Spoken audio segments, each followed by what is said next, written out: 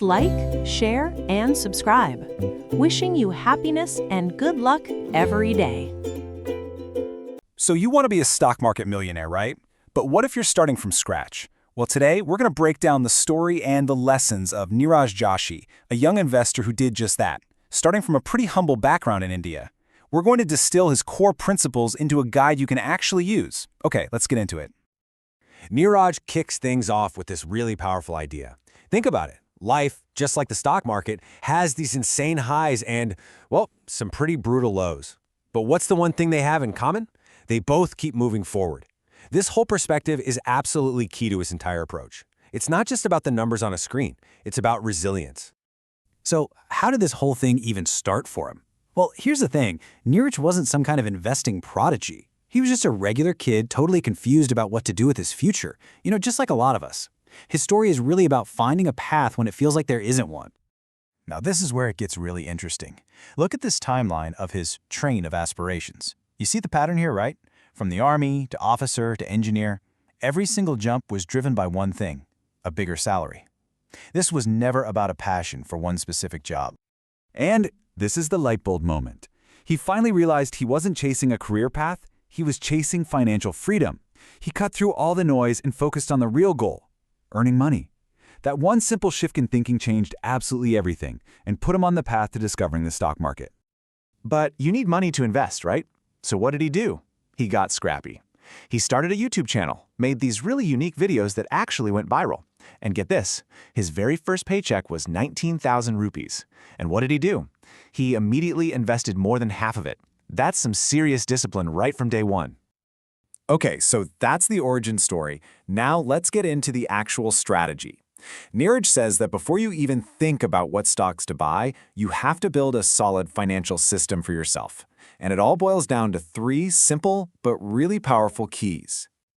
And here they are. Earn more, save more, invest more. It sounds almost too simple, doesn't it? But think of it like a 3-legged stool. If any one of those legs is weak, the whole thing just topples over. This is the absolute foundation of his entire philosophy. So, how do you earn more? Well, you can't just rely on your day job. Neeraj really hammers home the importance of building passive income streams. That's money that works for you even when you're sleeping. Yeah, the upfront work might be tough, like building that YouTube channel, but the long-term payoff is what gives you the capital you need to really invest. And saving more doesn't mean you have to deprive yourself of everything fun. It's about being intentional. He calls it becoming a smart shopper. It really just means consciously asking yourself, is this a need or is this a want? That discipline is what frees up the cash to put to work in your investments. All right, so you're earning more, you're saving more. Now it's time to unleash what many people, including Neeraj, call the 8th wonder of the world. This is the secret sauce. It's the concept that turns small, consistent efforts into massive wealth over time. So, what exactly is compounding? Put simply, it's your money-making babies. It's a snowball effect. The returns you earn start generating their own returns. It feels incredibly slow at first, but this is where patience pays off, big time. Let's look at a real example from his book to see this in action. Say you invest just 7,000 rupees a month, and you bump that up by 10% each year. After a decade, at a 10% return, you'd have over 21 lakh rupees. Not bad, right? But wait, what's this? This is where the magic happens. You keep doing that for just 4 more years, and your wealth nearly doubles to over 43 lakhs. See that? The biggest, fastest growth happens at the end. That is the incredible power of time in the market. Want a quick little mental trick to understand this power? Use the rule of 72. Just take the number 72 and divide it by your expected annual return. The answer is roughly how many years it'll take for your money to double. So at a 10% return, you'll double your money in about 7.2 years. It's a super simple but powerful shortcut. So, you've built your financial foundation. You understand the magic of compounding. But the big question is, where do you actually put the money? This is where Neeraj's story takes a really important turn, because he realized his initial strategy just wasn't going to cut it. See, his first investments were in those big, safe, blue-chip companies everyone knows. The problem, they were already giants. Their growth was slow and steady.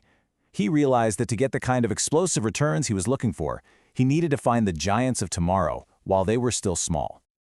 Okay, let's be crystal clear about something. He is not talking about gambling on penny stocks. Those are super risky, often manipulated, and don't have real businesses behind them.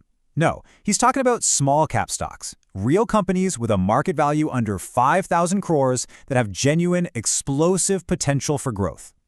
And you want to see what's possible? Check out this case study he uses, a company called Jyoti Resins. Look at this chart. In just 5 years, this one small cap stock delivered a return of more than 60 times. 60! That means an investment of 1 lakh rupees would have turned into over 60 lakh. So why? Was it just random hype? Nope. And this is the most important part. The stock price was following the business fundamentals. The company's profit was growing at a mind-blowing rate. That KGR you see there, compounded annual growth rate, was 113% a year for 5 years. The business was exploding, and the stock price was just reflecting that reality. So how can you find the next potential gem? Neeraj gives us a pretty clear checklist. First, you have to actually understand what the company does. You have to. Then, look at who's running the show. Is the management team good? And, critically, look at the numbers. Are sales and profits growing consistently, and is the company financially healthy with low debt? All of this really comes down to one fundamental shift in how you think. You are not buying a lottery ticket. You are not just betting on a ticker symbol that goes up and down. You are buying a small piece of a real, living, breathing business. When you think like an owner, you make completely different and way better decisions. And you know, the master, Warren Buffett, sums up this owner's mindset perfectly with this quote. If you wouldn't be cool with owning the entire business for a decade with no way to sell, then you shouldn't own a single share for even 10 minutes. That's the ultimate test, isn't it? And that really brings us to the final and I think the most important question. This changes the whole game. It's not about picking stocks, it's about choosing businesses. So when you look out at the world, what business do you understand? What business do you believe in? And what business do you want to own a piece of for the long haul? Because that's where the real journey begins. You know, we're all kind of told that the path to success is supposed to be this perfectly straight line, right? You pick a career, you work hard, and boom, you get there. But what if the real path, the one that actually works, involves getting a little bit lost first? Today, we're jumping into the story of a young guy whose journey to becoming a millionaire started not with some crystal clear plan, but with a whole lot of confusion. And this quote from the philosopher Alan Watts, man, it just hits the nail on the head for this story. It's all about embracing that constant change. It's about realizing your goals are shifting under your feet, and instead of fighting it, you just learn to move with it. You join the dance. Okay, let's get into it. Our guy here, he describes his early ambitions as an aspiration train. And I think a lot of us can relate to this, right? This train wasn't being driven by some deep internal passion. Nope. It was constantly changing tracks, guided by things like status, what his friends were doing, and of course the big one, salary. And this just lays it out perfectly. Look at how fast those tracks changed. In 7th grade, he wanted to be a soldier for what seemed like a fortune, 25,000 rupees a month. Then, just a few years later, he finds out an army officer makes 70,000. So choo-choo, the train switches tracks. Then his smart friend says he's going to be an engineer for 1.5 lakhs a month. New destination. And when that same friend decides he wants to be an IAS officer instead, well, so does he. See the pattern here? Every single stop was all about a bigger number. But here's the thing. Before he was even on this train chasing salaries, he wasn't really on any track at all. He admits he was not a great student, he was just kind of getting by. So what lit that first fire under him? It wasn't some big dream. It was a challenge. The power of a single moment. Right here, a classmate, one of the top students, just straight up called him stupid. That was it. But instead of letting it crush him, he took that insult and turned it into pure fuel. He started studying like crazy, reading his textbooks out loud over and over, all with one goal: beat the person who doubted him. And you know what? He did. That was his first real taste of turning something negative into a huge, tangible win. So that first spark got him in the race. It got him focused on academics, but it was a second, much quieter moment. A simple observation, really, that completely derailed that aspiration train and finally put him on his true path. This was the moment that changed everything. So picture this. He's just chilling on the college lawn one day and he sees the owner of the college pull up in this massive car, surrounded by bodyguards. And he starts thinking about his professors. These are brilliant people, right? Multiple PhDs, respected experts. And yet they all worked for the owner. A guy who was what, maybe a graduate? The most educated people in the room were working for a salary while the owner was the one employing them. The power dynamic was just so clear. And that one scene forced him to ask this really fundamental question, a question that I think we should all ask ourselves. What was he really chasing? Was it the respectable title, officer, engineer, or was it the outcome he thought those titles would bring him, the financial freedom, the power? And boom, that was it. The light bulb moment. He realized he never actually wanted to be a soldier or an engineer. He wanted the money. He wanted the lifestyle that he associated with those jobs. Suddenly, the goal wasn't the profession anymore. The goal was just to earn money. That clarity was incredible. It wiped away all the confusion and left him with one single, powerful question. How? Okay, so now he has his destination. Make money. Period. So he stopped looking for a map for a predefined path, and he just started building his own road. His how turned into this two-pronged attack on modern wealth creation, YouTube and the stock market. And his strategy for YouTube? Honestly, it was brilliant. He figured that people's biggest problems usually boil down to two things: love and money. He got the idea after helping a friend message a girl he liked, and he started making these funny, super unique videos of fake chats with really witty replies. His work ethic was just insane. He was going to law school during the day and then writing and creating these videos late into the night. This wasn't just some side hustle. This was the engine he was building to fund his real dream. And then the proof, the validation. His first paycheck from YouTube came in 19,000 rupees. Now, this was more than just money. It was proof of concept. It was hard evidence that this new path, the one he was carving out for himself, was actually working. He immediately took 10,000 of it and put it straight into the stock market. The journey had officially begun. So, earning money was step one. But making that money work for him, making it grow exponentially, that was the real goal. And this is where the story shifts from pure hustle to smart strategy. This is where he really starts building his fortune. Now, when he first started investing, he did what most of us do. He bought large cap stocks, the big, safe, stable companies. But he pretty quickly realized that growing his money that way, well, becoming a millionaire was, as he put it, a distant dream. So he made a huge pivot. He sold off all those safe stocks and went all in on small cap companies. The risk, way higher, but the potential for explosive, massive growth, that was his real path to accelerating the whole process. And that appetite for risk was put to the ultimate test in 2020, when the pandemic hit and the market just fell off a cliff. Most people were panicking. They were selling everything. But because he'd spent years studying the market, he saw something totally different. He saw a historic buying opportunity. He poured all of his capital into fundamentally strong small cap companies that were now selling at a massive discount. And that single courageous move is what catapulted him from just an earner into a millionaire. So after that whirlwind journey, what's the big takeaway here? It's really a powerful lesson in finding clarity. His success wasn't about finding the right job. It was about figuring out his real goal first. And once he did that, every other decision became incredibly simple.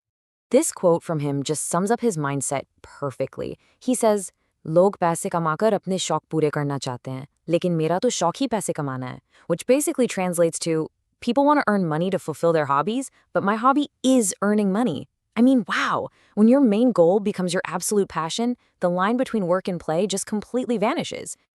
In the end, once he truly understood what he wanted, his entire world, his entire focus shifted to that one single powerful question, how? And that question unlocked everything. It led him to YouTube, it led him to the stock market, and it led him to becoming a millionaire. So I'll leave you with this to chew on.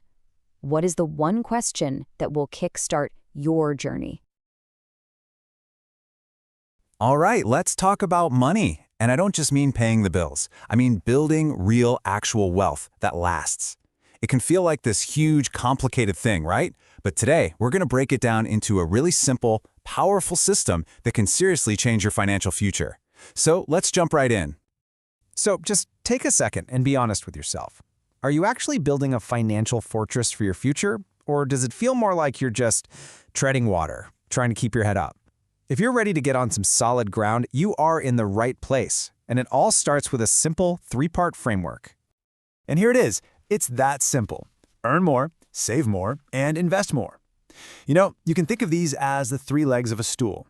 They all have to work together. You can't just focus on one, because if you ignore any of them, the whole thing gets wobbly and unstable. Okay, so let's start at the very beginning with the foundation. This is all about the money that's coming in and what you do with it before it gets a chance to just vanish. We're going to break down how to earn more, and just as important, how to save smarter. First things first, earning. For most of us, earning money can feel a bit like being on a treadmill. The second you stop running, the money stops coming in. Well, that's what we call active income. But what if you could plant a tree that just keeps growing money for you even when you're sleeping? That, my friends, is the goal of passive income. So active income is what we're all familiar with, right?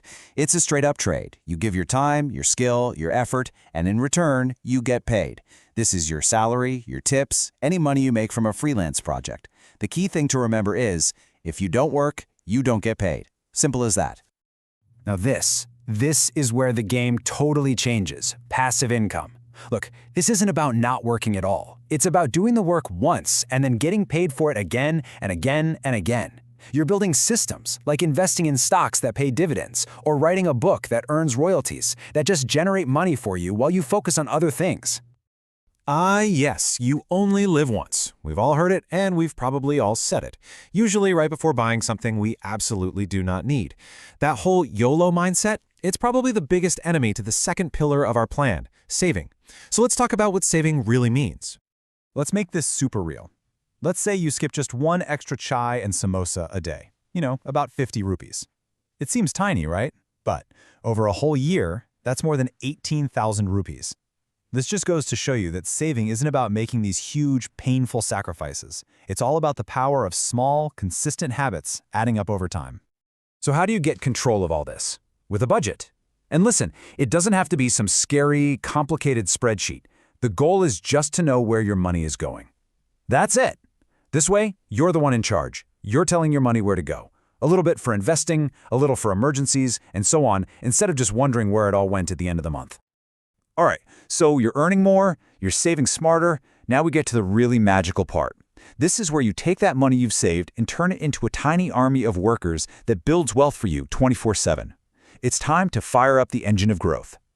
And the magic word here is compounding. Seriously, they've called it the 8th wonder of the world, and there's a good reason for that. It's when your money starts making you money, and then that money starts making you even more money. It's like a snowball of wealth, rolling downhill, getting bigger and faster all on its own. Let's look at some real numbers here. Imagine you invest just 7,000 rupees a month at a 10% annual return. Okay, so after 10 years, you've put in 8.4 lakhs of your own money, but your investment is now worth over 14 lakhs. That's almost 6 lakhs of pure profit. Not too shabby, right? But just watch what happens next. But here's where the real magic kicks in. What if you do nothing different? You just keep going for 4 more years. How much do you think that pot grows? A little bit more? Let's find out. Whoa, look at that. Just 4 more years and your investment doesn't just grow, it absolutely explodes to over 43 lakhs. Your total gain is now over 20 lakhs. Think about that for a second. In just 4 short years, you made more than 3 times what you made in the first entire decade. That is the absolutely jaw-dropping power of compounding. This table right here, this shows you the secret sauce. The truly massive explosive growth happens at the end of your investment journey. Look at this. In year 14 alone, your money earned almost 4 lakhs. That's more than it earned in the first 6 years combined. This is exactly why patience pays off, literally exponentially. So now you get it. You understand the incredible why behind investing. So it's time to open up the toolkit and take a look at the how. What are the actual tools you can use to put your money to work for you? Okay, here's a brilliant little mental shortcut every investor should know. It's called the Rule of 72. It's a super simple way to get a quick estimate of how many years it'll take for your investment to double. All you do is take the number 72 and divide it by your annual rate of return. That's it. Let's try it out. Let's say you invest 5 lakhs at a 6% annual return. You just take 72, divide it by 6, and you get 12. So it'll take about 12 years for your 5 lakhs to double to over 10 lakhs. It's just a simple but really powerful way to kind of map out your financial future. So, where do you actually put your money? Well, you've got a whole spectrum of options. On the safer end, you have things like fixed deposits. Then, you've got assets like real estate or gold. And for potentially higher growth, which also means higher risk, you can invest in stocks, which is basically owning a tiny piece of a company. The main idea here is not to put all your eggs in one basket, but to build a mix that really matches your own goals. So here's the big mindset shift I want you to walk away with. Stop thinking of your savings as lazy money that's just sitting around in a bank account. Start seeing every single rupee as a potential employee.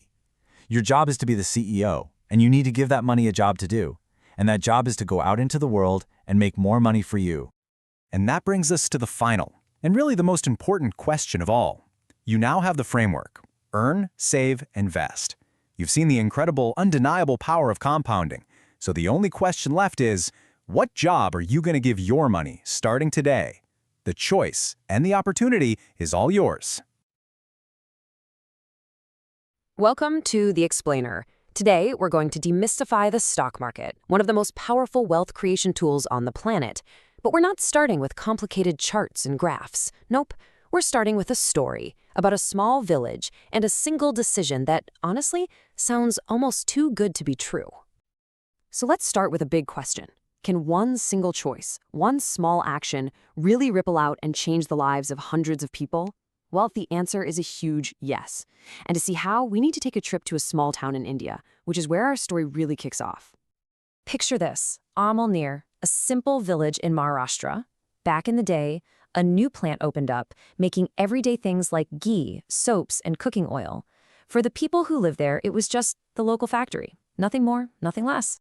Then, in the 1980s, a young farmer from that village, a guy named Muhammad Anwar, did something that seemed pretty insignificant at the time. He scraped together 10,000 rupees and bought 100 shares in the company that owned that local plant.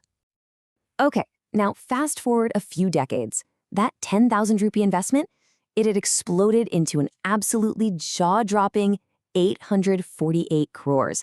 That's over $100 million US. This wasn't just life-changing money for him.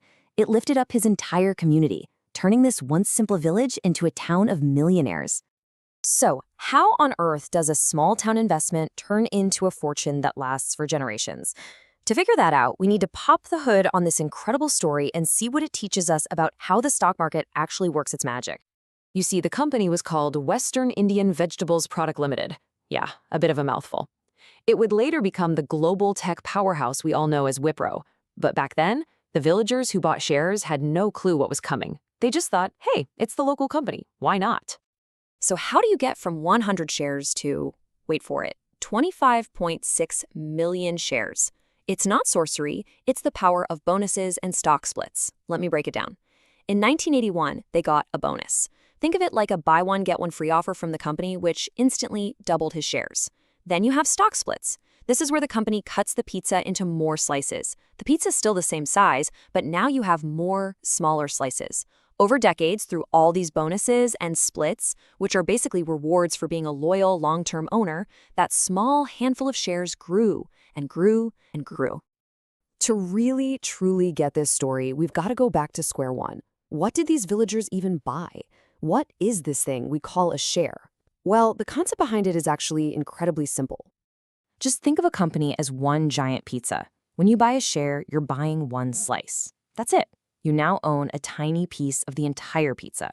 And if that pizza place gets super popular and becomes more valuable, guess what? Your slice becomes more valuable too. The folks in Amalner didn't just bet on a company. They bought a tiny piece of its future. Now, this whole idea of selling slices of a company to raise money isn't new. Not at all. It actually has a fascinating history that goes back hundreds of years. I mean, look at this journey. It all started way back in the 1600s, with companies funding these incredibly risky sea voyages by selling shares to the public. And the first stock exchanges, they weren't fancy buildings, they were just meeting spots. A coffee house in London, under a tree on Wall Street, and later on, Dalal Street in Mumbai. But the real game changer was in the 1990s with computers. That's what took it from a physical marketplace to the lightning-fast global network we have right at our fingertips today. Okay, so that's the history. But how does this whole system actually work today? Well, at its very core, the stock market is just a meeting place. It connects two groups of people who have opposite but perfectly matched needs. It's actually a perfect match. On one side, you've got companies. They need money or capital to grow, to build things, to invent new stuff. And instead of getting a risky loan, they can sell off tiny pieces of ownership. And on the other side, you've got people like you and me, investors, who want to put our money to work by owning a piece of those awesome growing companies. The stock market is just the place where they find each other. All right, so you get the why, you get the what, so how do you actually jump in? What are the first practical steps to get into this world?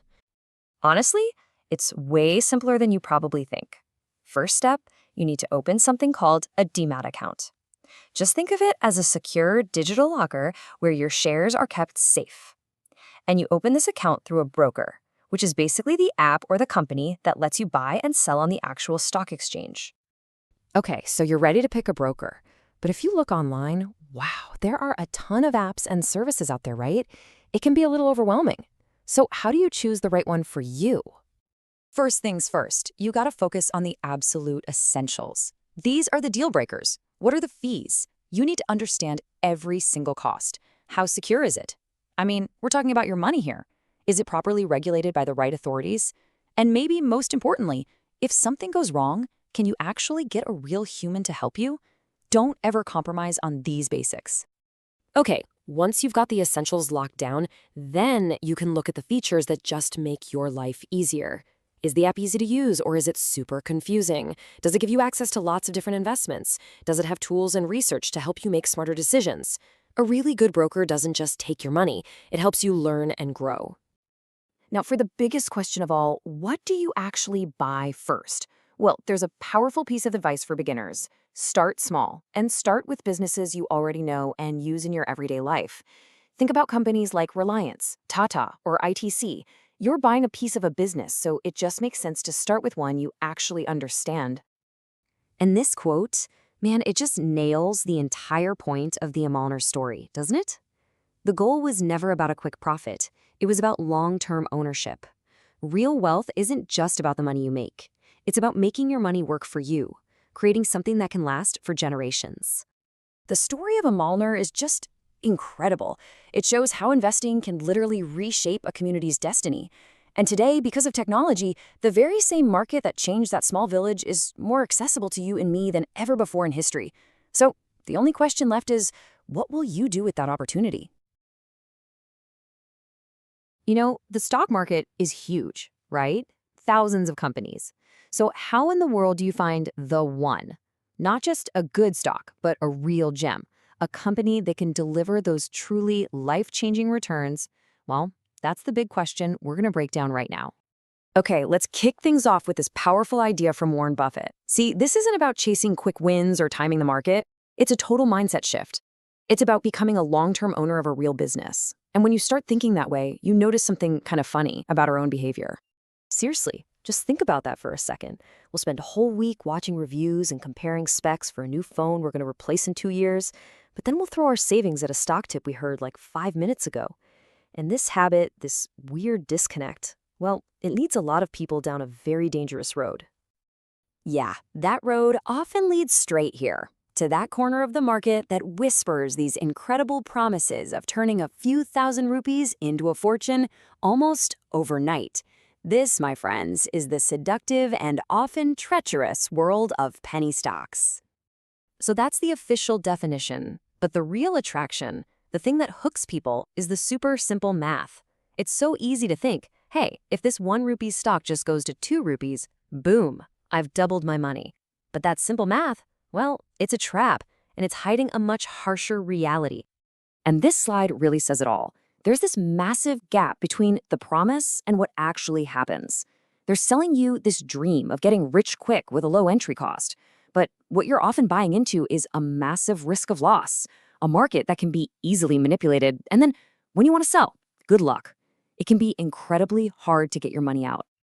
Let's get real for a second. Here's a perfect example. This is the financial statement for a penny stock called Kubsurat Ltd.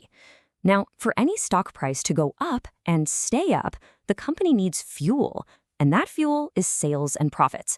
Just look at the top line here. Sales have been pretty much zero for years. This company's engine is just dead cold. And if you're sitting there thinking, well, I'll just pick the right one, get this. There are over 760 of these companies out there. Trying to pick the one winner isn't just like finding a needle in a haystack. It's more like trying to find one good needle in a massive junkyard full of rusted out, broken down companies. The odds are just not in your favor. Okay, so if penny stocks are the trap, where's the actual treasure buried? Well, the smart money, they're not even playing that game. They're hunting in a completely different part of the forest. They're focused on the world of small cap investing. And this is the absolute key difference. Unlike so many penny stocks, these are real growing businesses. They have real products, actual customers, and they're making real money. They're just small. They're flying under the radar of the big investment firms. And that right there is where the opportunity lies for individual investors like you.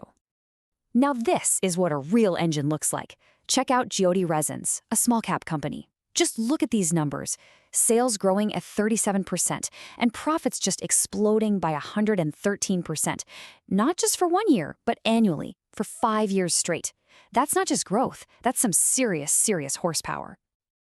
And here's what happens to a stock price when a real business is putting in the work. This chart isn't going up because of some random tweet or a bunch of hype. Nope. This is the direct result of a company that is absolutely crushing it, creating real value year after year. So let's connect the dots. An investment of 1 lakh rupees in this company became over 60 lakhs in 5 years. And here's the most important part. This wasn't a lucky lottery ticket. This was the predictable outcome of that incredible business growth we just saw. The business performed, so the stock performed. It's as simple as that. So the million-dollar question is, how do you find the next Jyoti Resins and steer clear of the next Khub Surat? You stop guessing and you start investigating. You don't need luck, you need a map. You need a process with clear signs to follow. And this is it. This is your treasure map. It's a powerful 5-step framework. First, you have to understand what the company actually does. How do they make money? Second, you check the numbers, the fundamentals. Third, you look at who's running the show, the management. Fourth, how big is their playground? What's their market opportunity? And finally, the last, critical step, what's the price tag? Is it a fair deal? Let's just zoom in on fundamentals for a second, because this is where you separate the winners from the losers.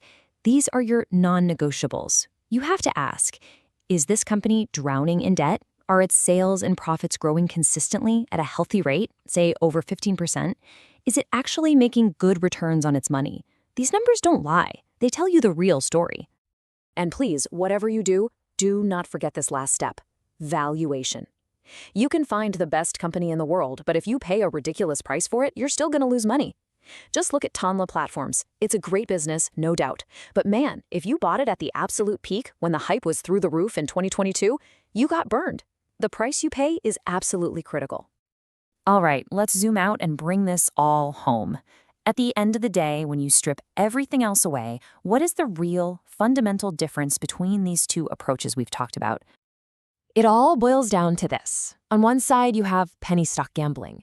It's super high risk, it's fueled by hype, and let's be honest, it's just pure guesswork. On the other side, you have small cap investing. Here, you're taking a calculated risk. It's driven by facts, by fundamentals, and it's built on solid research. It's the difference between playing a slot machine and playing chess. And look, this isn't just some textbook theory. This is how real people, successful investors like Porinju Velyath, have built incredible wealth. How did they do it? By doing exactly this, finding those lesser-known gems, those solid companies that the big crowds were ignoring, and then having the conviction to hold on while they grew. In the end, the potential to find those investments that can truly change your financial future, it is absolutely real, but it's not found on a lottery ticket. It's earned by owning a piece of a great growing business. We've just laid out the map for you, but a map doesn't do you any good if you're not willing to follow it. So the only real question left is, are you ready to start digging? Hey there and welcome. So, you're building an investment portfolio, and right away, you're faced with a pretty big question.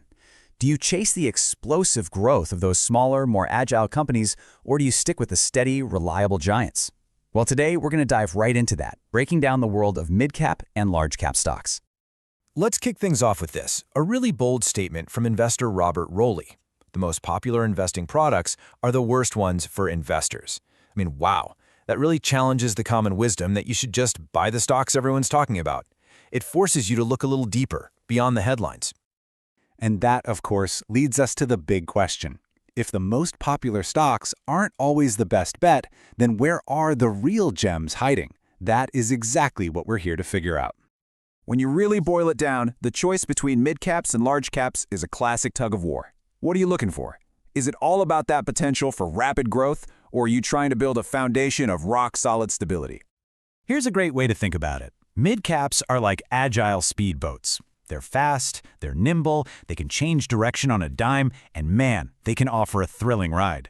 Large caps, on the other hand, they're your sturdy ocean liners. They're massive, incredibly reliable, and they're built to weather just about any storm. Both can get you where you're going, but the journey is going to feel very, very different. All right, let's start with the speedboats. We're going on a hunt for those hidden gems in the mid-cap universe, where, let's be honest, that potential for massive growth is the biggest attraction. So what exactly is a mid-cap, at least in the Indian market? Well, we're talking about a company that's valued somewhere between 5,000 and 20,000 crore rupees. You can think of them as businesses that are past the risky startup phase. They found their groove, but they're still very much in a high-growth mode. Now, what's so interesting about mid-caps is the profile they have. You get that incredible growth potential, often in really exciting emerging sectors. But, and it's a big but, that comes with higher volatility and more risk. Now, see that last point? Less media coverage. A lot of people see that as a bad thing, but you know what? It can actually be a huge advantage for a savvy investor. Okay, let's make this concrete with a real-world example, Varun Beverages. You might not know the name, but you definitely know their products. They're the ones who manufacture and sell all the PepsiCo brands, not just in India, but in a bunch of other countries too. And back in 2018, they were a classic mid-cap stock. Just look at this chart. In 2018, you could pick up a share for around 97 rupees. Then, thanks to absolutely incredible sales and profit growth, the stock just took off. This is the mid-cap dream, right here in this chart. An investor's money could have grown over 8 times in just 5 years, and the company itself transformed from a mid-cap into a large-cap giant. Yup, that's the 5-year return, over 1,000%. This is exactly the kind of explosive growth that gets investors so excited about trying to find the next Varun Beverages.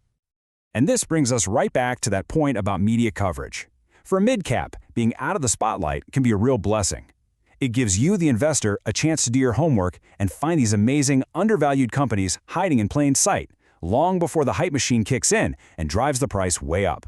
Okay, so that's the high-octane world of the speedboats. Now let's pivot to the other side of your portfolio, the large caps. These are the blue-chip stocks, our ocean liners, that provide that stable foundation for your entire investment journey.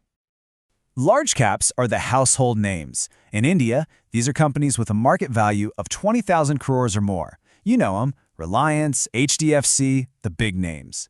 They're basically the backbone of the economy, known for their resilience and their proven track records. When you're looking at these giants, here's a really handy checklist. You want to see steady sales growth and strong profitability numbers like ROE and ROCE. Those basically just tell you how good the company is at making money with the money it already has. You also want to see manageable debt and, this is a big one, strong investment from institutional investors, the big guys. These are all signs of a really healthy, stable company. This is a pretty cool way to visually check the market's mood on a stock. Take a look at the chart on the left for Reliance. When that short-term trend line, the green one, is above the longer-term red one, it's generally a positive or bullish sign. But now look at the Wipro chart on the right. It's flipped. The short-term trend is below the long-term one, signaling a more negative or bearish trend. It's a simple little visual clue to get a feel for a stock's momentum. Now, one of the most attractive things about many of these large-cap companies is that they literally share their profits with you. That's the power of dividends. It's a way to earn a steady stream of income just for being a part owner of the company. So, you'll sometimes see these wild headlines, right? Company declares a 100% dividend. It sounds amazing, but does that really mean you get back the entire price you paid for your share? Let's clear this one up because it trips up a lot of people. The secret is that dividends are always calculated on something called the face value of a share, which is usually a tiny nominal amount, like 10 rupees. So, a 100% dividend isn't 100% of your 1,000 rupee share price, it's 100% of that 10 rupee face value, which is just 10 rupees. So if your share costs 1,000, your actual return, the dividend yield, is only 1%. Always look at the yield. But here's where it gets truly powerful. When you take those dividends and instead of spending them, you reinvest them to buy more shares, you create a snowball effect. More shares mean you get bigger dividend payments next time, which lets you buy even more shares. Over time, this compounding can absolutely supercharge your investment. Okay, so we've looked at the high-growth speedboat and the stable ocean liner. Now for the really important part. How do you actually bring them together? Let's talk about building a strategy that gives you the best of both worlds. Look, if there's one thing to take away from all this, it's this. This is not an either-or decision. The most successful investors don't bet everything on one type of stock. They understand that the real power is in balance and diversification. So here's just an example of what a balanced portfolio could look like. You've got a solid core of large caps for stability and those dividends. You have a good chunk in mid caps to act as your growth engine. And you might even have a smaller slice for small caps for even higher growth potential. This kind of mix helps you manage your risk while you still aim for those great returns. Ultimately, the perfect mix for you depends entirely on your own goals and how much risk you're comfortable with. Your portfolio isn't just a bunch of numbers on a screen. It's a story you're writing about your own financial future. So the final question is, what story will you write? Welcome to The Explainer. Today, we're going to break down a pretty intense investment strategy. It's one that actually thrives on chaos, and it's all about learning to run toward a fire when everyone else is running away. You've probably heard that classic Warren Buffett line, right? When it rains gold, put out the bucket, not the thimble. It's a great idea, this thought of seizing rare chances with everything you've got. But what does that actually look like in the real world, when that golden rain feels more like a terrifying hurricane? Well, take a look at this. January 2023. This was the reality for one of India's biggest conglomerates, a stock in absolute total freefall.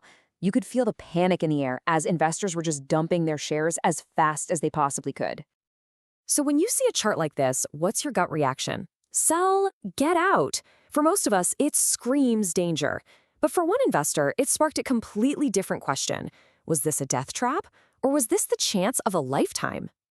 Okay, let's get right into it. To really understand the opportunity here, we first have to understand what caused the crisis in the first place. And it all started with one single explosive report. So, on January 24th, 2023, a firm called Hindenburg Research drops an absolute bombshell. They accuse the Adani Group of some really serious stuff. We're talking stock manipulation, accounting fraud, the works. The market, well, it completely freaked out. The reaction was swift and it was brutal. Adani Green Energy's stock price just collapsed, falling from over 2,100 rupees down to just 762 in a few weeks. So, while pretty much everyone else was running for the hills, the investor we're following decided to do the exact opposite. They ran straight into the fire. Let's walk through this incredible high-stakes trade one step at a time. And that brings us to the million-dollar question, right? Why on earth would you buy a stock that is plummeting like a rock? It goes against every instinct you have. But this wasn't just some gut feeling. This was a move based on some serious research. The thinking behind this was fascinating. The investor dug into the report and found this little detail. Hindenburg itself had a short position. Now, what does that mean? It means they stood to make a lot of money if Adani's stock crashed. So, a bit of a financial bias there, maybe. The investor concluded that the market was massively overreacting to what was probably a temporary problem. The goal was never to time the bottom perfectly, but to buy a solid company at a crazy discount.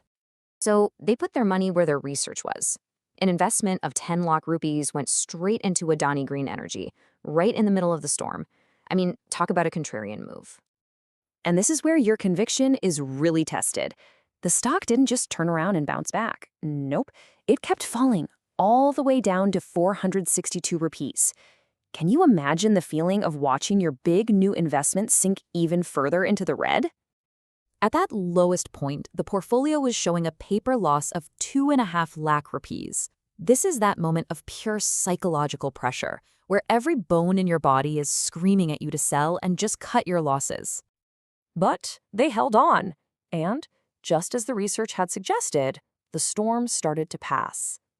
By late March, the price had recovered in a big way. The investor sold the position at 848 rupees a share.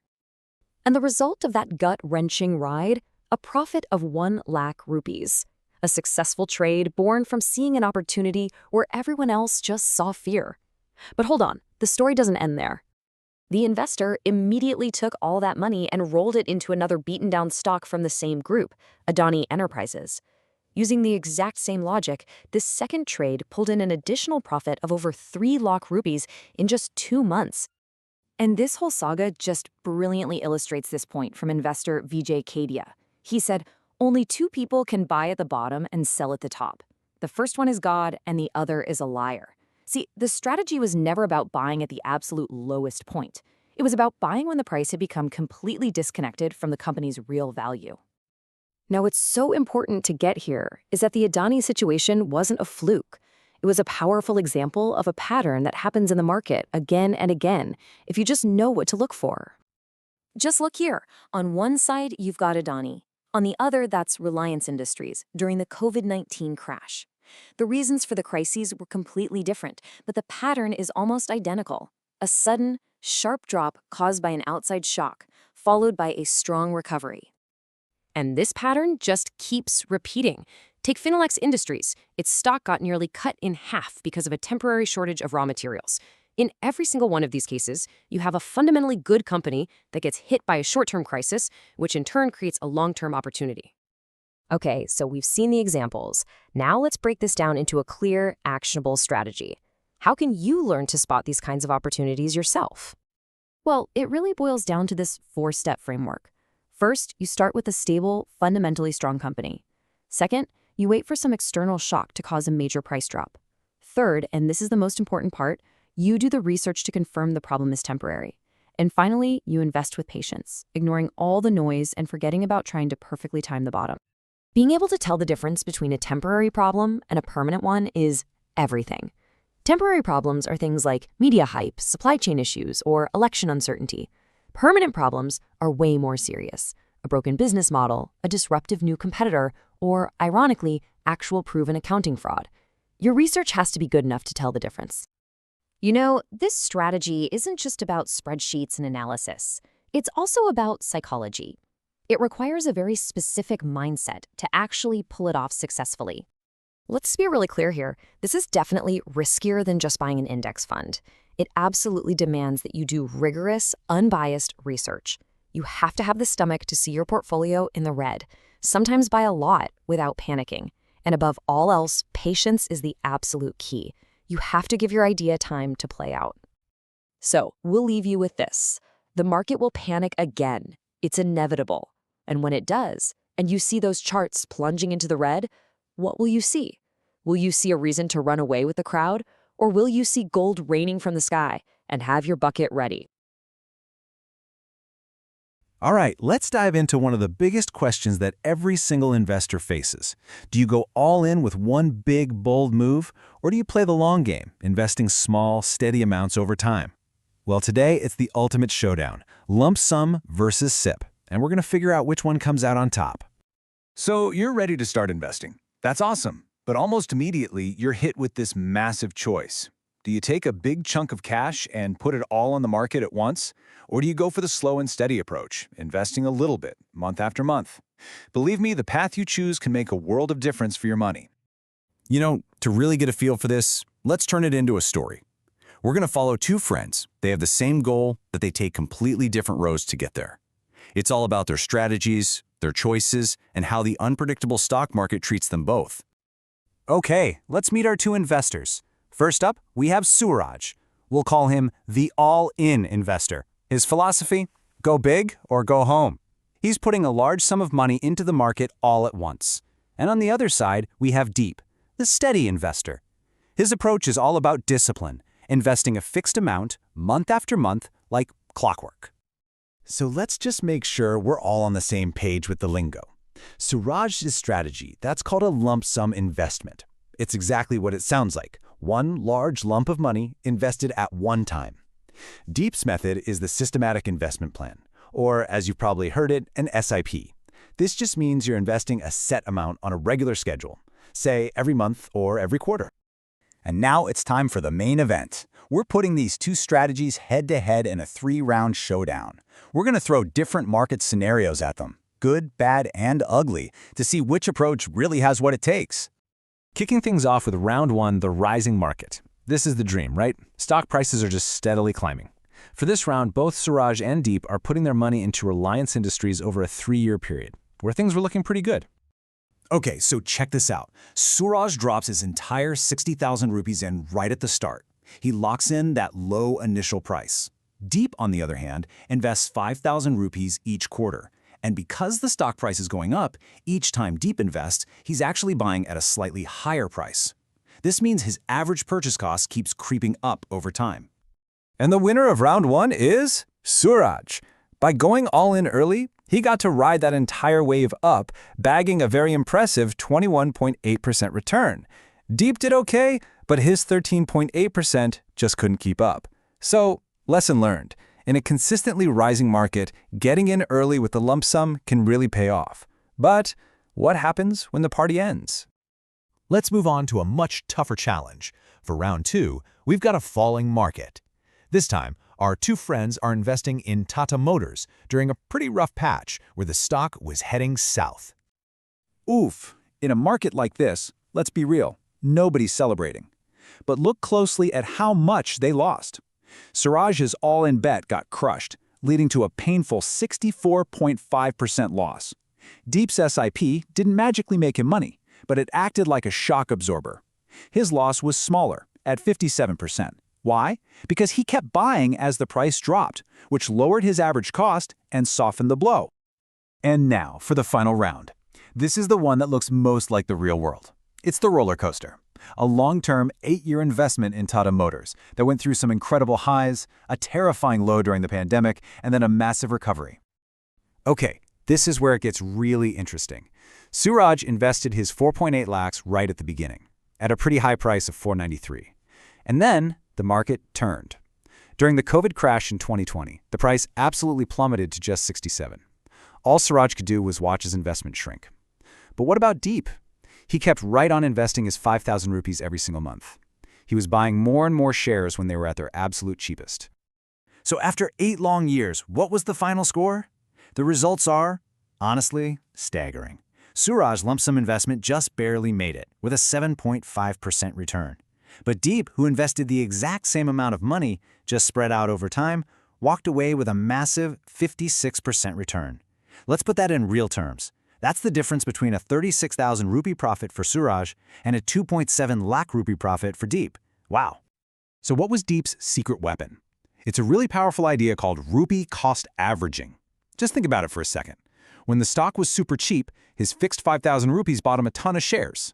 When the stock was expensive, that same 5,000 bought him fewer shares. This automatically, without him even trying, dragged his average purchase price way down, setting him up for huge gains when the market finally bounced back. So let's just break this all down. Lump sum investing, like we saw with Suraj in round 1, has the potential for some seriously high returns, but it comes with a huge risk. What if you invest right before a crash? SIPs, on the other hand, smooth out that ride. They reduce the impact of that crazy market volatility, build amazing financial discipline, and they're flexible. You can always pause or change your plan if you need to. Okay, we've seen the showdown, we've seen the results. But the big question is, what does all of this mean for you and your money? Let's take what we've learned from Suraj and Deep and build a real, actionable strategy. So here it is, a simple 3-step plan. First, you've got to pick the right vehicle. Whether that's individual stocks or maybe mutual funds, find what aligns with your goals. Second, and this is the big one, especially for SIPs, consistency is king. You have to commit to it. And third, you have to think long-term. Building real wealth isn't a get-rich-quick scheme. It's a marathon, not a sprint. And just how powerful can that consistency be? Well, let's run the numbers. Imagine you start a simple SIP of just 5,000 rupees a month. If we assume a pretty standard 10% annual return, That small habit could grow into over 10 lakhs in just a decade. That's the magic of compounding and sticking with the plan. But hang on, here's a thought. Most of us don't earn the same salary forever, right? Your income grows over time. So what if your investments grew along with it? What if you didn't just stick to that same 5,000? Well, the impact is absolutely incredible. By increasing that monthly SIP by just 10% each year, they call this a step-up SIP, that final 10-year value doesn't just grow, it explodes. It could jump from 10 lakhs to over 15 lakhs. A small, disciplined increase can lead to a massive, life-changing difference in the end. You know, the legendary investor George Soros said it best. He said it's not about being right or wrong all the time. It's about how much you make when you're right, and critically, how much you lose when you're wrong. Deep's SIP strategy wasn't about perfectly predicting the market. It was about damage control, minimizing his losses so that his wins could be that much bigger. At the end of the day, the market is always going to have its good years and its bad years. That's a given. So the choice between lump sum and SIP isn't just about spreadsheets and returns. It's about who you are. Are you the all-in sprinter or the steady marathon runner? The real question is, what kind of investor will you choose to be? So you're thinking about getting into investing, right? And you've probably heard the term mutual funds thrown around a lot. They're a super popular place to start, but let's be honest, the number of choices out there can feel pretty overwhelming. In this explainer, we're going to cut through the noise and give you a clear map forward. You know, the legendary investor Peter Lynch, wow, he just hit the nail on the head with this one. This quote perfectly captures why mutual funds exist. They're for people like us who want the growth potential of the stock market but don't have the time, or let's face it, the desire to make picking stocks a full-time job. And that's the million-dollar question, isn't it? It's what stops so many of us in our tracks. This explainer is designed to be your guide. We're going to give you both a map of the territory and a compass to find a path that's perfect for you. But you know, to really get why mutual funds are such a big deal, let's first talk about the challenge of trying to do it all by yourself. I mean, just think about it for a second. If you were going to build a solid investment portfolio all on your own, you'd have to spend hours researching companies, trying to understand these complex market trends, and you'd need enough money to buy shares in dozens of different companies. Because if you only own a couple of stocks and one of them tanks, your whole investment is at risk. That is a seriously tough job. So this is where the mutual fund comes in as the hero of the story. Think of it like this. It's a giant pool of money. You, me, and thousands of other people all put our money in together. Then that big pot of cash is handed over to a professional fund manager whose job it is to invest it in a whole bunch of different things. So instantly, you own a tiny piece of a lot of different companies. So instead of you, all alone against the market, a mutual fund is like, boom, you've got a whole team in your corner working for you. And this team comes with some serious superpowers. First up is diversification. Because the fund owns maybe 100 different stocks, one company doing poorly isn't going to sink your entire ship. Second, professional management. You get to tap into the brains of experts whose entire job is to analyze the market. And third, and maybe the best part, is accessibility. You don't have to be a millionaire. You can get started with a relatively small amount of money. All right, so the concept makes sense, right? It's a team effort. But now for the tricky part. How do you even begin to choose one from the thousands out there? So, right off the bat, you'll see a few different types. There are debt funds, they're kind of the safer, steadier option, and hybrid funds, which are, you guessed it, a mix. But today, we're going to zero in on equity funds. These are the funds that invest in stocks, and they're typically what people use when they're aiming for long-term growth. Okay, so within equity funds, think of it like different levels of spice. This chart breaks it down perfectly. You've got large cap funds, which invest in the giants. We're talking the big, stable, household names you already know. They're lower risk. Then you have mid-cap funds. These target companies that are in a serious growth phase, more potential for returns, but, yep, more risk. And finally, small cap funds. These chase after small, early-stage companies that could be the next big thing. They offer the highest potential for explosive growth, but, and this is a big but, they also come at the highest risk.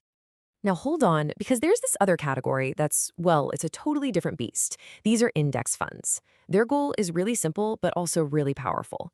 They don't try to pick winning stocks to beat the market. They just try to be the market. So what the heck is an index? Well, let's take the Nifty 50, for example.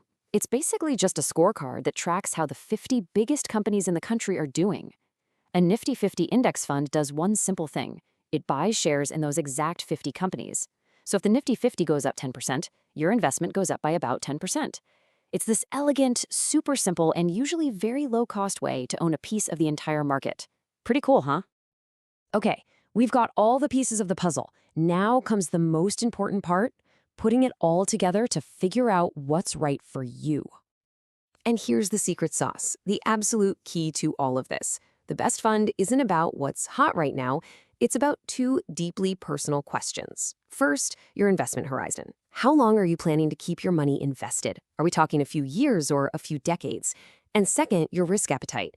I mean, really, how would you sleep at night if you saw your investment drop by 20% in a bad year? Getting honest about these two things is absolutely crucial. And this chart, this is your roadmap. It takes those two answers and points you in the right direction. So let's walk through it. If you don't like a lot of risk and you have a long time to invest, more than 5 years, then large cap or index funds are often a fantastic fit. But if you're okay with more risk for potentially higher rewards, you could look at small cap funds or these flexi cap funds. Those are cool because the manager can invest in companies of all sizes. And pay close attention to that last row. It's super important. For any short-term goals, say less than 3 years, equity funds are generally not a good idea. The market just bounces around way too much. Okay, awesome. You've used your compass, you've looked at the map, and you've got a fund type in mind. But before you pull the trigger, we've got a quick final checklist for you. All right, this one is huge. Every single fund charges an annual fee. It's called the expense ratio. And you'll see it on paper, and it might look tiny, like 1% or even less, and you might think, what's the big deal? Well, it is a huge deal.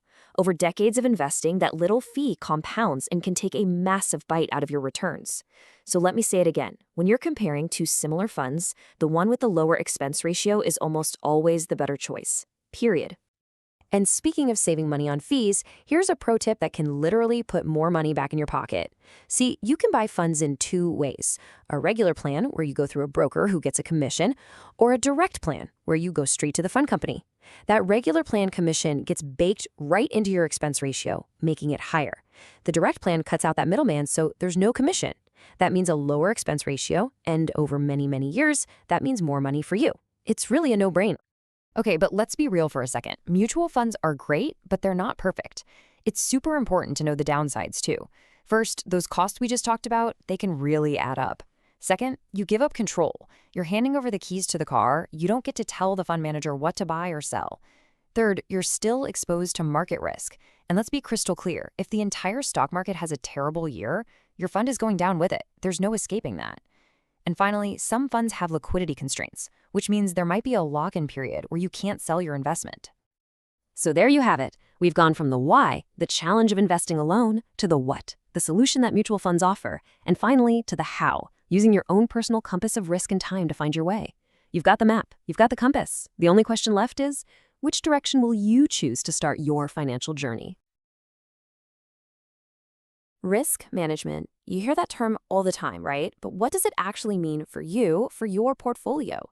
We spend so much time hunting for that next big stock, that perfect buy, but what about protecting the money we've already worked so hard for? So let's really get into this, because mastering risk isn't about playing it safe. It's about playing it smart, so you can stay in the game long enough to actually win. You know the line. Of course you do. Risk hai till ishq hai. It's from Scam 1992, and man, it's become this huge anthem for a lot of investors. It sounds so exciting, doesn't it? This idea that to get the big reward, you have to take the big, crazy risk. It's got this all-or-nothing romantic vibe to it. But hang on a second. We really have to ask ourselves, is that how it actually works in the market? Is it just a high-stakes game where the biggest bet automatically gets the biggest prize? Well, the real answer to that question might surprise you. It's one of the most misunderstood ideas in all of investing. See, this whole high-risk, high-reward thing, it can be a really dangerous way to think. It kind of pushes you to ignore those solid, steady companies, the ones with boring returns. Instead, it sends you on this wild chase for a lottery ticket, right? That one tiny penny stock that's supposedly going to explode and make you a millionaire overnight. So let's look at how these two paths usually play out in the real world. Over on the left, you've got that high-risk bet. You find some tiny company, you hear the hype, you go all in dreaming of those 10x, 20x returns. And then you wait 5 years and poof, the company's gone bankrupt. The story was great, but the business was a disaster. Your entire investment is now zero. Now, look at the other side, that boring, established business. It just keeps doing its thing, and in those same 5 years, your money has doubled. See, the hunt for hidden gem all too often leads you right into a hidden landmine. And this right here is the big reveal, the idea that completely flips conventional wisdom on its head. In the stock market, the biggest returns don't actually come from taking the biggest risks. In fact, the most successful investors, the ones who build real, lasting wealth, have figured out how to get higher returns with, wait for it, less risk. Yeah, let that sink in for a second. To really wrap our heads around this, we're going to borrow a brilliant little analogy from the OG of value investing himself, the legend Benjamin Graham. He used a super simple business problem that completely changes how you see the relationship between risk and reward. Seriously, this is a game changer. Okay, so picture this. You're a business owner. You just landed a fantastic order to supply 100 units of a product. The only catch? The client pays you after you deliver. That means you have to buy the product first. You're putting your own money on the line. So you go out and find 2 different suppliers for the exact same item. So here are your choices. You've got supplier A, who'll sell you the units for 60 rupees each. Your total upfront cost, which is your total risk, is 6,000 rupees. But then you find supplier B. They've got the identical product, but they only charge 50 rupees a pop.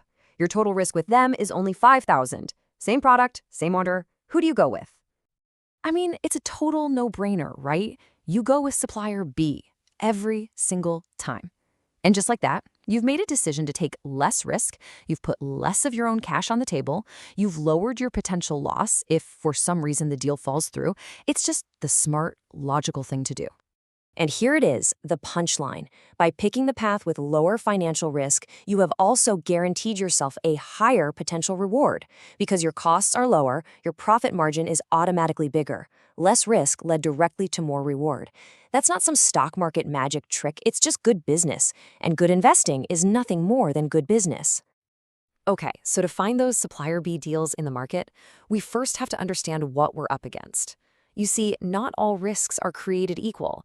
They basically fall into 2 big buckets: the massive storms you can't possibly control, and the little leaks in your own boat that you absolutely can and should plug. So on one side, you have the uncontrollable stuff, the big market earthquakes, things like a global pandemic, a sudden war, or a crazy spike in inflation. These are huge forces that can shake everything up, and honestly, you can't do much about them. But then, on the other side, you have the controllable risks, and these are all about your choices. Things like putting all your money into a single stock, or only investing in one industry, or, and this is a big one, completely ignoring the obvious red flags about a company's management. These are the risks you actually own. And understanding that difference is what lets you level up. You can go from being a simple risk taker, someone who just crosses their fingers and hopes for the best, to being a strategic risk manager. So, how do we actually do that? Well, here's a simple 5-step plan that puts you back in the driver's seat. First up, risk profiling. This is just about being honest with yourself. Know your own financial situation. Know how much you can stomach market ups and downs. Step 2, diversification. The classic, don't put all your eggs in one basket. Simple, but it protects you if one of your stocks takes a nosedive. Third, asset allocation. This is like diversification 2.0. It's about balancing your money between different things, like stocks and bonds, to protect against those big, uncontrollable market shifts. Fourth is margin of safety. This one's so important, we're giving it its own slide. And finally, number 5, invest for the long term. Time is your best friend. It lets you ride out the scary dips without panicking. Okay, this margin of safety idea, this is maybe the best explanation I've ever heard for it. Imagine a bridge. The engineers build it strong enough to hold 1,000 tons. Now, do they put up a sign that says max load 1,000 tons? No way. They put up a sign that says 900 tons. That extra 100-ton buffer, that is the margin of safety. It's a cushion for anything unexpected. In investing, it just means that if you calculate a stock is worth 100 rupees, you buy it for 90, maybe even 80. You build in a buffer in case you're wrong. So really the whole point here is about shifting your entire mindset. Real success in investing isn't about being a daredevil and chasing crazy risks. It's about being intelligent and managing risk. It's about controlling what you can, preparing for what you can't, and always building in that cushion, that margin of safety. It's about investing smarter, not just harder. You know, this quote from Naveed Abdali just nails it. Don't be fearful of risks. Understand them and manage and minimize them to an acceptable level. The point isn't to have zero risk. That's impossible. The point is to understand it and to become the master of it. And that really just leaves us with one last big question that you have to ask yourself. When you look at your own portfolio, at your own strategy, are you just taking risks and hoping for the best? Or are you actively managing them and building a solid foundation for your future? Thinking about that honestly, well, that might just be the most profitable investment you ever make. Hey there, and welcome. You ever think about investing, but not as some crazy, complex financial puzzle? What if it was more organic? Well, that's what we're going to talk about today. The idea that successful investing is really a skill you can grow over time, just like a beautiful, thriving garden. So let's get our hands dirty. And we're going to build this whole thing around a core idea from the legend himself, Benjamin Graham. See, it's not about chasing quick wins or trying to outsmart the market. Nope. The real secret sauce? It's having a financial plan and, maybe even more importantly, the discipline to actually stick with it. That mindset is going to be our guiding light here. Which brings us right back to our main metaphor, right? The most successful investors, they don't think like traders or gamblers, trying to hit the jackpot. No, they think like gardeners. They look at their financial future like it's a piece of land that needs some real thought, some prep work, and a whole lot of patient care if it's going to thrive. Okay, so first things first, before you even think about planting a single seed, you gotta prepare the soil. This is all about getting into the right headspace, a long-term mindset.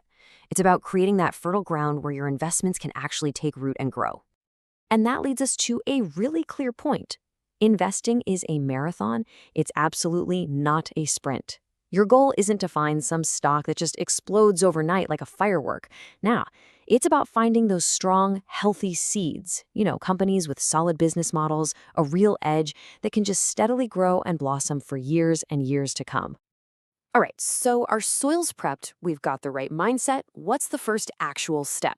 Well, a good gardener knows their seeds, right? They know the climate.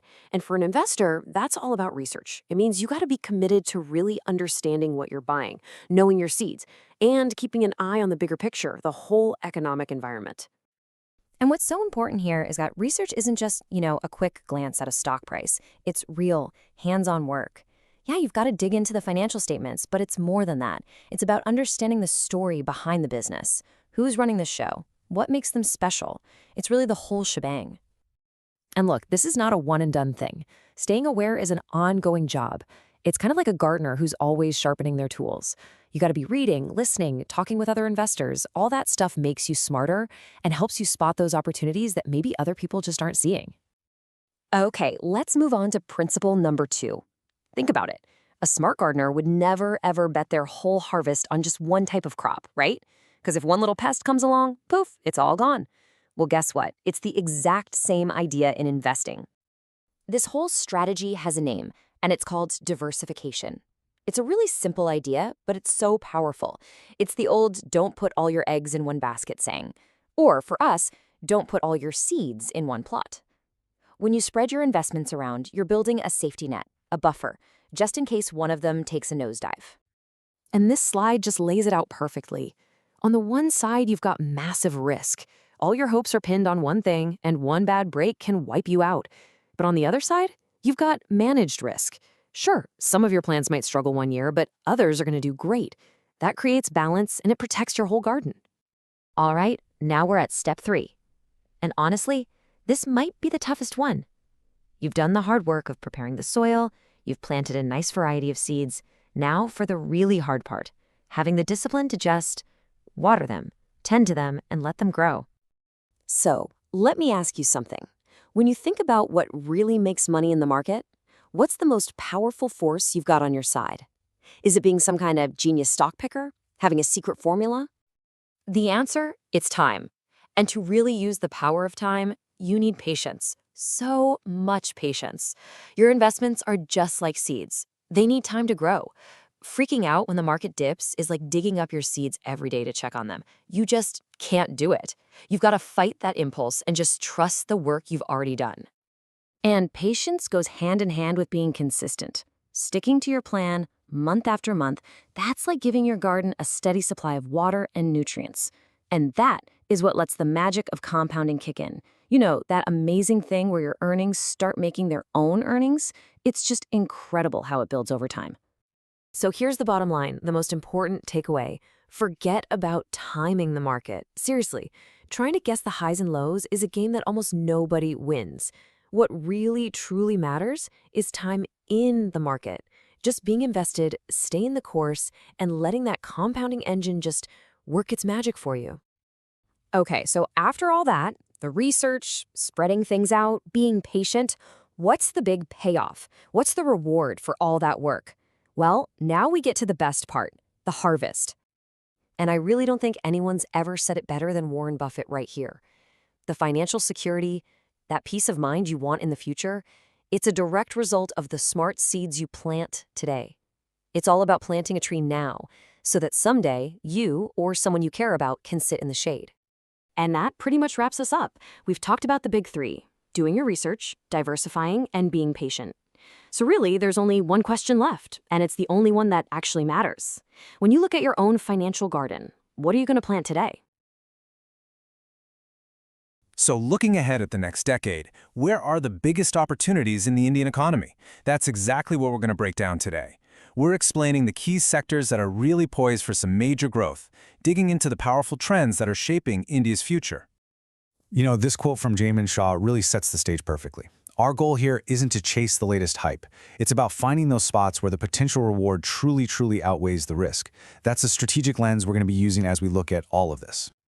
So, the big question is, where is India's next wave of growth actually going to come from? Well, the government is throwing its weight behind three key areas. We're talking infrastructure, manufacturing, and finance. And if you understand these forces, you basically have a map to where the economy is headed. All right, so here's our game plan. We're going to explore three huge megatrends. First, the consumer boom, then the Make in India shift, and finally, the massive infrastructure push.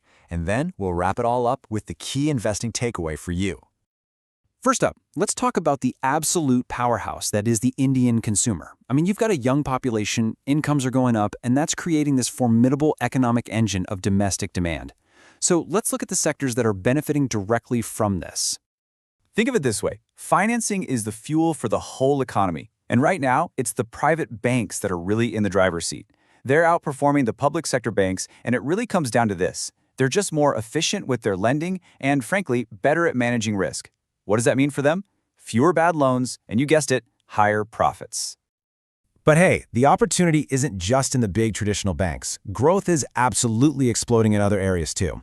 You've got these non-banking financial companies, we call them NBFCs, and they are seeing a ton of demand for things like consumer and housing loans. Meanwhile, insurance and fintech are also taking off as the economy gets more formalized. Okay, now this is really interesting. The retail sector, it's probably one of the most direct ways you can tap into that whole middle-class spending story we were just talking about. It's pretty simple. As people earn more, they spend more on everything from clothes to phones to dining out. And this sector captures that trend perfectly. And look, this growth isn't just some abstract idea. It's real. You can see it. We're talking about 60 new shopping malls expected to open by 2025. That is a huge signal that even with all the online shopping in the world, physical retail is still expanding like crazy to meet this massive consumer demand. All right, another sector that's just booming thanks to those rising incomes, healthcare. As people start to earn more, they demand better quality care. Right now, India's private hospital sector is what you'd call underpenetrated. It basically means there just aren't enough private hospitals to meet the demand. And when demand is higher than supply, what do you get? A massive runway for growth. So what's driving all this growth? Well, it's a few powerful things. People are more aware of their health, which is great. Unfortunately, there's also a rise in lifestyle diseases. But here's a really key driver: medical tourism. India's combination of high-quality doctors and affordable care attracts a flood of patients from neighboring countries, which just adds another whole layer of demand. Okay, let's move on to our second megatrend. This is all about India's ambition to become a global manufacturing powerhouse. You know, for decades, China was pretty much the world's factory, right? But things are changing. Global supply chains are actively looking for other options. And this could be India's moment. Take the chemical sector, for example. What's happening is that big companies are now looking for what they call a China plus one strategy. They don't want to put all their eggs in one basket anymore. At the same time, China's cracking down on pollution, which limits its own output. So you've got this perfect storm, really. It's created a huge opening that Indian chemical and drug manufacturers are stepping right into. And listen, this isn't just talk. The money is literally flowing in. We're talking almost 21 times billion dollars in foreign direct investment that is poured into India's chemical sector. That's some serious cash, and it's hard proof that the big global players see India as a real long-term alternative to China. Now, another huge part of this Make in India story is, of course, the EV revolution. But you've got to look at where the real action is happening right now. While electric cars get all the headlines, the real explosion is in 2- and 3-wheelers. That's where the explosive, high-volume growth is today. All right, on to our third and final megatrend. And this one is all about building the actual physical foundation for India's future. The government is pushing a massive spending plan, and when you combine that with private investment, you get a total transformation of the country's infrastructure landscape. So, after being in a slump for like a decade, the real estate sector is finally waking up in a big way. And what's so important to get here is the ripple effect. When real estate does well, it doesn't just do well on its own, it pulls up a whole ecosystem of other industries right along with it. Everything from building materials and pipes to wires and cables. I mean, to give you an idea just how big this is, get this. A single investor, Blackstone, has pumped $50 billion into Indian real estate. Just one company. When a major player like that makes a bet that big, it tells you they have enormous confidence in where things are headed. And it's not just private money. The government is all in too. They boosted the budget for their main affordable housing program by a massive 66%. So you've got this 1-2 punch of private and public money fueling growth here. So naturally, the companies that make all the heavy machinery for this construction, we call that the capital goods sector. They're obviously benefiting from all this spending. But, and this is a really big but, you have to be careful here. This is a notoriously boom and bust industry. It's super cyclical. Timing is absolutely everything. Okay, wow. So we've covered a lot of ground, right? We've looked at 3 huge trends reshaping the Indian economy. But the big question is, what do you actually do with all this information? Let's distill it all down into an actionable takeaway. And let's be super clear about something. The point of this wasn't to give you a list of hot stocks to buy. Think of it more like a map. We're showing you the promising territories, the areas with a ton of potential, so you know where to start looking for yourself. So here's a simple 3-step game plan you can use. First, just pick one of these sectors that actually interests you, something you find fascinating. Second, roll up your sleeves and do the homework. Read up on the industry, check out the annual reports for a few companies. And third, and this is maybe the most important part, play the long game. This is not about quick flips. And that really brings us to a final crucial point. Successful investing isn't about getting rich quick. It's about the slow and steady process of growing your money over time by positioning yourself in the path of these huge, long-term trends we've been talking about. So, we'll leave you with this final question to chew on. Out of the 3 megatrends we talked about, the rising consumer, the Make in India shift, or the infrastructure boom, which one do you think has the most potential?